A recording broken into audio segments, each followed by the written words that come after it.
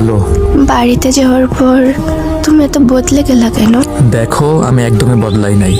এগুলা আজাইরা কথা বাদ দিয়ে কি বলবা সেটা বলো। খাইছো? না, এখনো খাই নাই। কি করো? কিছুই না। আচ্ছা বাই, পরে কথা হবে। চলে যাবা? এখন আমি ঘুমাবো।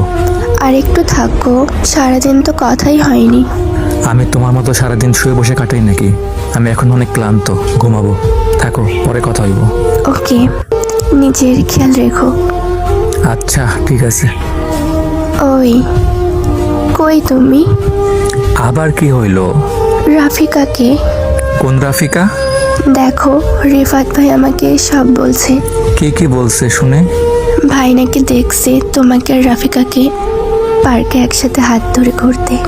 শোনো, ওই আমার জাস্ট ফ্রেন্ড, আর কিছুই না, বুঝছো? ও, আজকাল জাস্ট ফ্রেন্ডের সাথেও বুঝি রুম ডেটে যায়? ও আচ্ছা, মানে কি বলতে চাও একটু বুঝাই বলবা? রিফাত ভাইয়া দেখছি তোমরা আবাসিক হোটেল থেকে বের হচ্ছ। আচ্ছা, তাহলে তো সব জেনেই গেছো। ওর সাথে আমার 1 বছরের সম্পর্ক। আমাদের সম্পর্ক 2 বছরের। মানে তুমি আমাকে 1 বছর ধরে ঠকাইছিলে? বোঝার ট্রাই করো। রাফিকাকে আমি অনেক ভালোবাসি, আর রাফিকাও আমাকে অনেক ভালোবাসে, বুঝছো? তাহলে আমি কি? তুমি আর আমি না হয় সব সময় ফ্রেন্ড হয়ে থাকবো। এত দয়া করতে হবে না, শুধু বলো আমার দোষ কি ছিল, কেন আমার সাথে এমন করলে? তুমি আজ অব্দি তোমার হাতটা পর্যন্ত আমাকে ধরতে দাও নাই, আর তুমি কেমন জানি খ্যাত টাইপের। আর ওইদিকে রাফিকা আমাকে কি দেয়নি, সব দিছে আমায়।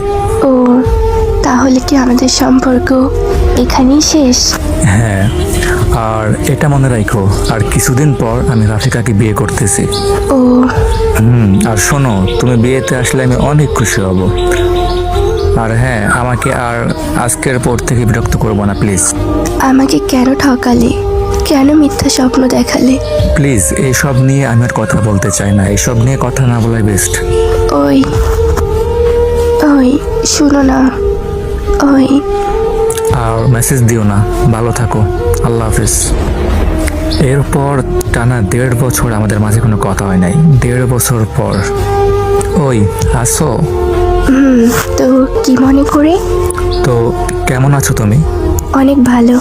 তোমার জামাই কেমন আছে? আমার যে বিয়ে হয়েছে, কে বললো? রিফাত ভাই বলছে। ও, তো সে কেমন আছে? কে? যার জন্য আমাকে ছেড়ে গিয়েছিলে সে। তার কথা বলে আমাকে আর লজ্জা দিও না। তার একটা ইচ্ছা পূরণ করতে পারে নাই, তাই চলে গেছে 2 মাস আগে আমাকে ছেড়ে। ও, জানো, তোমার মতো করে না আমাকে কেউ বুঝে না। ওর জন্য আমি কত কি করলাম, তোমাকে ছাড়লাম, পরিবার ছাড়লাম। ও যখন যা চাইছে তাই দিছি, তাও সে চলে গেল আমায় ঠকিয়ে।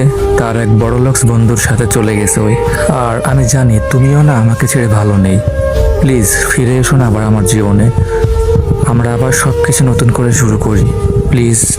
কে বললো আমি ভালো নেই? আমার স্বামী আমাকে খুব ভালোবাসে, আর সে আমার সরলতাকেও ভালোবাসে, আমাকে খ্যাত মনে করে না। আর তুমি আমাকে ঠকিয়েছিলে, তাই তুমি ঠকেছো। আল্লাহ ছাড় দেন, কিন্তু ছেড়ে দেন না। প্লিজ কলিজাটা, প্লিজ ফিরে এসো, এমন করিও না প্লিজ।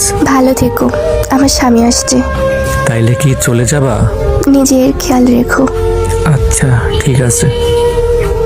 যখন থাকতে চাই তখন কুকুরের মতো তাড়িয়ে দেয়, আর যখন ফিরে পেতে চাই তখন সব কিছু শেষ হয়ে যায়।